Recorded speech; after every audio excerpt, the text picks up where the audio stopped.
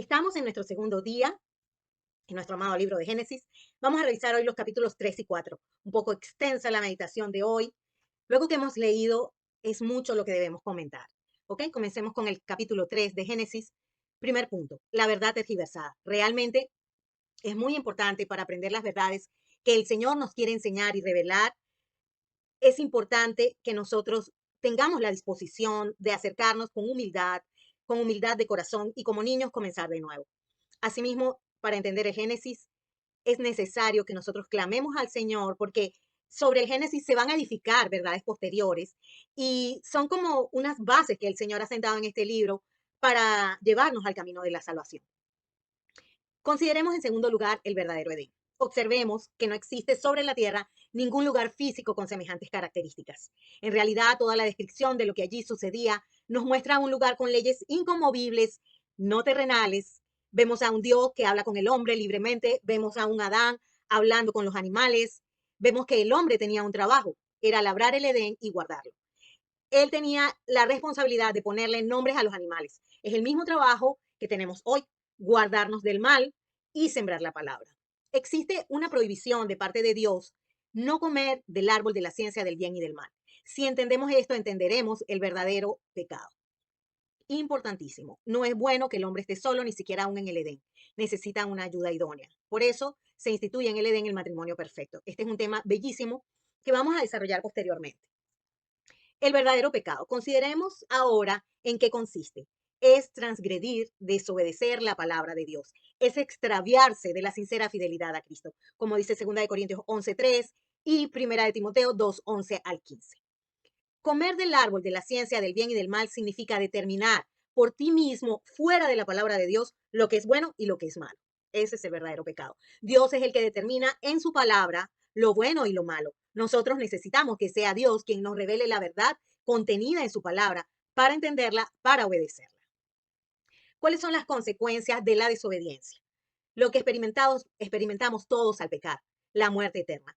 Ellos conocieron que estaban desnudos en el Edén y no se avergonzaban, pero al desobedecer quedaron espiritualmente descubiertos. Esta es la verdadera desnudez.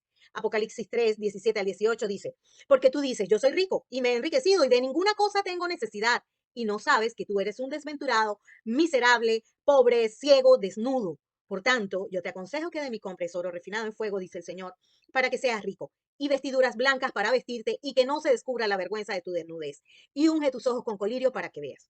Adán y Eva se escondieron de la presencia de Jehová porque ya no podían permanecer en la luz de la palabra. Punto 4. Veamos ahora quién es la verdadera Eva. La mujer en la Biblia representa a la iglesia. La iglesia es la madre de todos los vivientes, los hijos de Dios. La iglesia es la congregación de todos los que hemos pasado de muerte a vida en Cristo Jesús. Revisemos el verso 20. Los sentidos de Eva fueron extraviados de la sincera fidelidad a Cristo. La palabra de Dios. Esa es la sincera fidelidad a Cristo. Ver esto en 2 Corintios 11:3. Para volver a entrar al Edén espiritual, necesita arrepentirse y nacer de nuevo. Necesita ser salvada de la condenación eterna en la que cayó al pecar en el Edén. Solo así el ser humano puede ser redimido. Consideremos también el tema de la serpiente. La serpiente es astuta.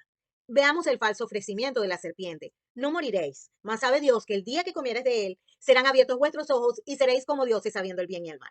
Esto era absolutamente falso, porque Dios no dijo eso. He aquí lo que Dios dijo. Y mandó Jehová Dios al hombre diciendo, de todo árbol del huerto libremente podrás comer, pero del árbol del conocimiento del bien y del mal no comerás, porque el día que de él comieres, ciertamente morirás. Ciertamente el hombre necesita la palabra de Dios para discernir el bien y el mal. Le corresponde a Dios determinar cuál es el bien y cuál es el mal.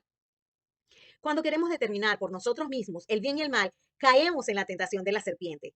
El poder de la serpiente es engañar, es tergiversar la palabra de Dios para lograr que el hombre caiga en desobediencia. Ella roba, mata, destruye la palabra de Dios a través del engaño. La palabra de Dios que pueda estar sembrada en tu corazón, se roba la semilla. Solo manteniéndonos en obediencia a la palabra de Dios podemos tener el poder sobre su mentira y sobre su engaño. El fin de la serpiente está profetizado en Apocalipsis 12:9, gracias a Dios. Fue lanzado fuera el gran dragón, la serpiente antigua que se llama Diablo y Satanás, el cual engaña al mundo entero. Fue arrojado a la tierra y sus ángeles fueron arrojados con él. Consideremos también a Cristo, el nuevo Adán. En 2 Corintios 15, 21 y 22 dice, porque por cuanto la muerte entró por un hombre, también por un hombre la resurrección de los muertos. Gloria a Dios.